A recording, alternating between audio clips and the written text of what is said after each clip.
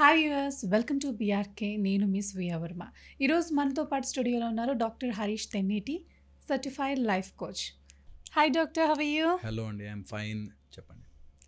హరీష్ గారు, రిలేషన్షిప్లో ఉన్నప్పుడు మూడో వ్యక్తి వస్తే వాళ్ళు ఎక్కువ అగ్రెసివ్గా రియాక్ట్ అయిపోతారు. అది జెలసియా, పొజిటివ్నెస్సా, అనుమానమా? అసలు ఎలా తెలుసుకోవచ్చు అంటారు? ఈ ఫీలింగ్ ఏంటి అసలు?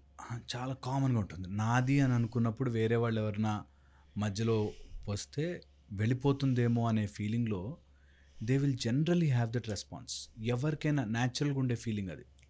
మనము వీఆర్ ఆల్ యానిమల్ ఎవల్యూషన్లో వస్తూ టెరిటోరియల్ బీయింగ్స్ అంటాం. అంటే మన అనేది మార్క్ చేసుకుంటుంటాం మన మైండ్లో. ఓకే. ఇది జనరల్గా కూడా ఒక చైర్, ఒక పొజిషను, లేకపోతే ఒక ఏదైనా సరే మనది అని అనుకుని మైండ్ దాన్ని మార్క్ చేసుకుంటుంది. అది ఎప్పుడు పోయినా అది ఎవరన్నా తీసేసుకున్నారన్నప్పుడు అగ్రెషన్.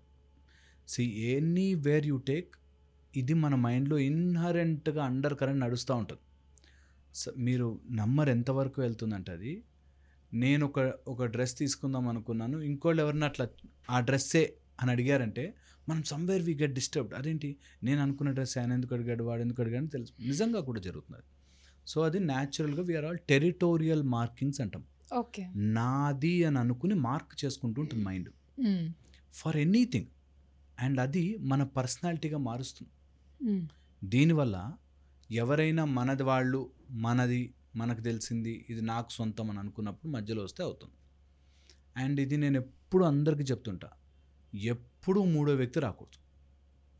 ఓకే. నేను ఒక ఆఫీస్లో చూశాను ఇట్లాగా. వైఫ్ హస్బెండ్ చాలా మంచివాళ్ళు, కానీ కొలీగ్తో ఈయన చాలా క్లోజ్గా మాట్లాడతాడు. ఓకే. నేను ఇది ఎప్పుడు చెప్తుంటాను 100 టైమ్స్, అసలు కొలీగ్తో అలా మాట్లాడకూడదు. నేను ఏం లేదు, క్యాజువల్ ఫ్రెండ్స్ అండి కూడా రావద్దు. ఇది చాలా ఇంపార్టెంట్. చాలామందికి అర్థం కాదు. అంటే ఫ్రెండ్స్ ఉండకూడదు ఆఫీస్లో? ఉండకూడదు. ఆఫీస్లో నీ కొలీగ్ నీకు ఫ్రెండ్ అవ్వాల్సిన అవసరం లేదు. హాయ్ అంటే హాయ్, పని అంటే పని. వాళ్ళ ఇంటికి వెళ్ళాల్సిన పని లేదు, వాళ్ళతో మాట్లాడాల్సిన పని లేదు, చెయ్యొద్దు. ఇది యాజ్ సింపుల్ యాజ్ దట్. ఏంటంటే నీ లైఫ్లోకి ఒక ఉమెన్ వచ్చేసాక, నువ్వు భార్య అయిపోయాక ఆర్ గర్ల్ ఫ్రెండ్ అయిపోయాక, ఇంకొక పర్సనాలిటీ నీ లైఫ్లోకి రావాల్సిన అవసరమే లేదు. ఇది ఎంత క్లారిటీగా తలుచుకుంటే అంత మంచిది. That no other women in this universe, no other husband or man in this universe నీకు ఆ క్లోజ్నెస్లోకి రాకూడదు. అంతే, అది రాకూడదు. ఇన్ కేస్ ఫ్రెండ్స్తో కూడా మాట్లాడకూడదు. మాట్లాడడం వేరు. ఇప్పుడు మాట్లాడితే ఫ్రెండ్స్గా ఉంటే, లేకపోతే పర్సన్ తెలిసిపోతుంది. కొంచెం ఎక్కువగా చనువుగా మాట్లాడేసి, చాలామంది ఇలా కొట్టి చేతులేసి మాట్లాడి, ఇవంతా అన్నెసెసరీ డిస్ప్లే ఆఫ్ ఎఫెక్షన్. అవసరమే లేదు. నిజంగా కూడా నేను ఎప్పుడు చెప్తుంటాను, నువ్వు ఒకసారి కమిట్ అయిపోయి ఒక మ్యారేజ్, వైఫో హస్బెండో గర్ల్ ఫ్రెండో బాయ్ ఫ్రెండ్ అయిపోయాక నువ్వు ఆ దీక్ష తీసుకోవాలి. That no other women or man, okay, నా జోన్లోకి రానివ్వను. నాకు ఆ పొజిషన్లో నేను ఇంకోటి చూడను. ఇది యాక్చువల్లీ వాళ్ళు జెలస్ ఫీల్ అవుతున్నారు. వాళ్ళు జెలస్ ఫీల్ అవుతున్నారు అంటే it's your responsibility to make sure that వాళ్ళ జెలస్ ఫీల్ అవ్వకూడదు. ప్రతిదానికి జెలసీనండి ఉండదు. ఉండదు. ఎక్కడో ఒకళ్ళు కొంచెం నార్సిస్టిక్గా మరీ టూ మచ్గా బిహేవ్ చేస్తారు, అది పక్కన పెడితే మనకి మన డిసిప్లిన్. నువ్వు నిజంగా ఒక ఆవిడ తెలుసు, ఇంటికి రాగానే హస్బెండ్ ఫోన్ చెక్ చేస్తుంది. ఓకే, ఎందుకు ప్రతిదానికి నన్ను అనుమానిస్తావు? తీసుకొని ఇవ్వమన్నాను. నేనన్నా ఇచ్చే, ఫోన్ ఇచ్చే, ఏం భయపడుతున్నావు, గివ్ ద ఫోన్. అంటే ప్రతిదానికి నన్ను చూస్తే నన్ను అనుమానిస్తున్నాడు. అనుమానించుకొని ఆమె ప్రాబ్లం కదా అది. నువ్వు తప్పు లేనప్పుడు అనుమానించని, వాట్స్ ద ఇష్యూ? సో ఎప్పుడైతే ఈ క్లారిటీ, నాకు ఆ క్లారిటీ ఉంటే 100 సార్లు అనుమానిస్తారు, 1000 సార్లు చెప్తారు, వాళ్ళకే తెలిసిపోతుంది that my husband or my wife will not do such thing. తెలిసిపోతుంది క్లియర్గా. ఇది తెలియడానికి వాళ్ళతో ఈగోలోకి వెళ్ళొద్దు అసలు. ఎవరైనా మన మీద పొసెసివ్ పడుతుంటే ఆర్ నువ్వు వేరే వాళ్ళ మధ్యలో నువ్వు వాళ్ళతో ఎందుకు మాట్లాడుతున్నావు, వీళ్ళతో నీ రెస్పాన్సిబిలిటీ టు క్లియర్ దట్.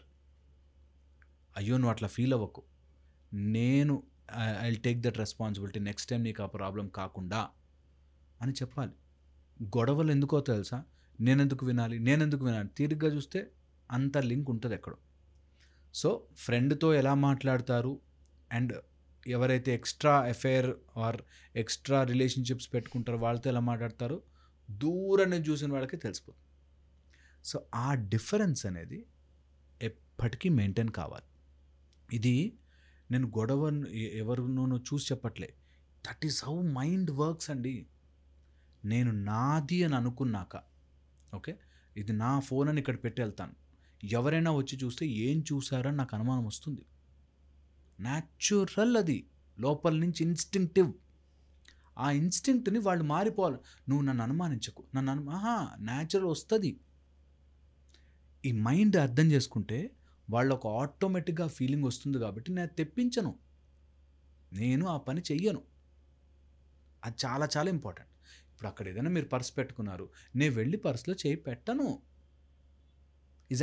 పర్స్లో చేయి పెట్టినంత మాత్రం దొంగతనం చేసినట్ట అంటే అది చేసావా చెయ్యలేదా నీకు అందులో ఎంత నీకు అది కాదు పాయింట్ ఇక్కడ. I will not go there. సింపుల్గా ఎవరో థర్డ్ పర్సన్ నా లైఫ్లోకి రానివ్వను అసలు. I'm very clear in that. నా మైండ్లో నేను చాలా క్లియర్. నాకు నా వైఫ్ ఈర్ష్య పడేటట్టుగా ఆర్ నా వైఫ్ జెలస్ ఫీల్ అయ్యేటట్టుగా పాజిటివ్నెస్ బయటకు వచ్చేటట్టుగా నేను బిహేవ్ చేస్తున్నట్టు ఐఎమ్ రాంగ్. నేను చెయ్యనివ్వను. నేను ఎక్కడికైనా పార్టీకి వెళ్తే నా వైఫ్నే చూస్తా. ఇంకొకళ్ళు ఎవరినో వస్తే హాయ్ అంటే హాయ్, అంతే. That's my limit. వాళ్ళతో క్లోజ్నెస్ నాకు పని లేదు అసలు, because I have my commitment.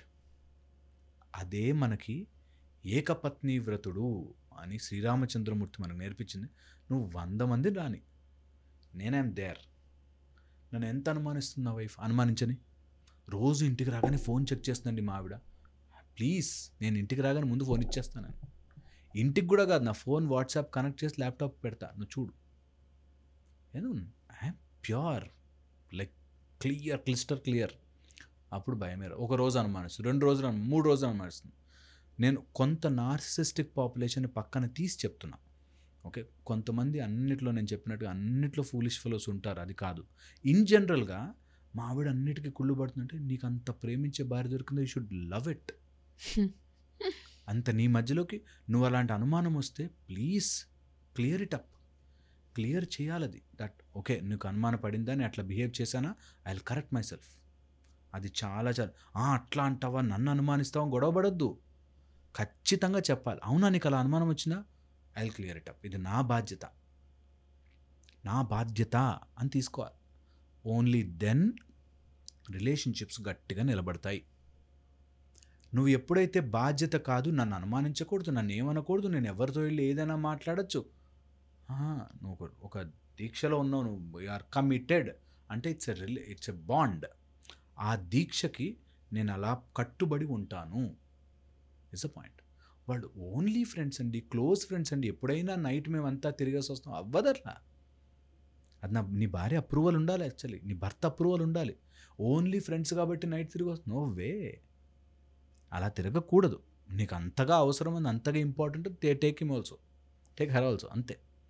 వాళ్ళకి అనుమానం వచ్చేలా మనం ప్రయత్నం చేశాము అంటే అనుమానం తీర్చే బాధ్యత కూడా ఆ ఒప్పందంలో ఉంటుంది. ఇది చాలా కష్టం ఎక్కించుకోవడానికి. చాలామంది తిట్టుకుంటారు నన్ను చెప్తే, మీ చెప్పడం ఈజీ అండి, మామూలు విషయాలు కూడా చెప్పాలా? నిజంగా అయ్యో, దట్స్ హౌ బాండ్ లివ్స్. అదే బాండ్, అదే నిజం, అదే ప్రేమ. ఇప్పుడు నేను ఆ ఇంట్లో అన్నం తిన్నానంటే మా అమ్మ, తిన్నావా, నిజం చెప్పు, తిన్నావా, నువ్వే తిన్నావా, బాక్స్ ఎక్కడ నువ్వు ఇచ్చేసి వచ్చా, నీ ఫ్రెండ్స్కి పెట్టేస్తున్నావు అంటది. నేను తిన్నాను, నీకు అనుమానమా? కాదు, అయ్యో తల్లికి అలా డౌట్ వచ్చిందని నువ్వు తిని చూపించాలి అక్కడ. నిజమది, అది ప్రేమలో వస్తుంది. ఈ విచక్షణతో ఆలోచించరు కాబట్టి గొడవలు. బట్ నా వైఫ్ అనుమానిస్తుందని అనుమానించేలా నువ్వు ప్రవర్తించావు. టైం పట్టినా ఒకరోజు కూర్చుని అందరూ ఆలోచించుకోవాలి. That's how we should become good human beings.